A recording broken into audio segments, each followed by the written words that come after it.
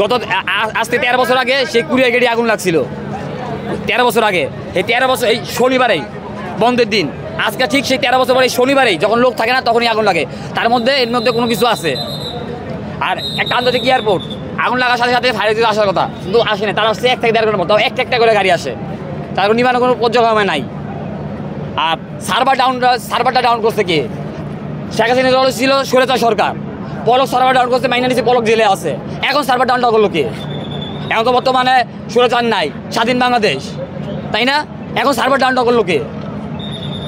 ইউনূস সরকার দেশে আইসা, তার উপদেশে দেশে আইসা প্রথমেই বলছিল যে আমরা সার্ভার ডাউন করবো, যত কিছু বাংলাদেশের সার্ভার ডাউন হবে না, কিন্তু সার্ভারটা ডাউন করলো কে এখন? এই প্রশ্ন কার? সার্ভার ডাউন কিভাবে বুঝলেন? প্রতিবার লাইভ হচ্ছে না, কিচ্ছু হচ্ছে না। দেখেন আপনাকে, দেখেন একটু দেখে, এই যে লাইভ, এই যে লোডিং, এই যে এখন লাইভ দেখি আসলে কি করবেন? হ্যাঁ লাইভ দেখি কি করবেন? লাইভ দেখে 5.5 জন জানবে না, জানবে কি না? কেন করতে পারে এমন?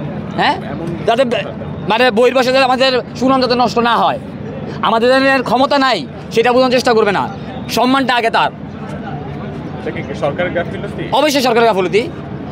আমার বাবা আসতে 1993 সালে এয়ারপোর্টে, 1993 সালে এয়ারপোর্টে ব্যবসা করে। আমি আসি 2009-এ, তখন থেকে এয়ারপোর্ট যে অবস্থা ঠিক এখনও তো একই অবস্থা। আর বাবা যখন ব্যবসা করছে তখন মাল বেরোতে হচ্ছে 20 টন, এখন মাল বাইরে 20,000 টন, কিন্তু এয়ারপোর্টের জায়গা ঠিক সেমই আছে, কোনো উন্নত নাই। কেউ কি আগুন লাগাই দিতে? অবভিয়াসলি লাগাইতে পারে। কেন? কি কারণে? কারো স্বার্থ আছে, অবশ্যই কারো স্বার্থ। এটা আমি কি বলবো স্বার্থ আছে, তদন্ত করে তারা। বারবার কেন কুড়িয়ে গেটে আগুন লাগবে? কুড়িয়ে গেটে কেমন কোনো মাল নাই, কুড়িয়ে গেটে জাস্ট স্যাম্পল মাল আসে।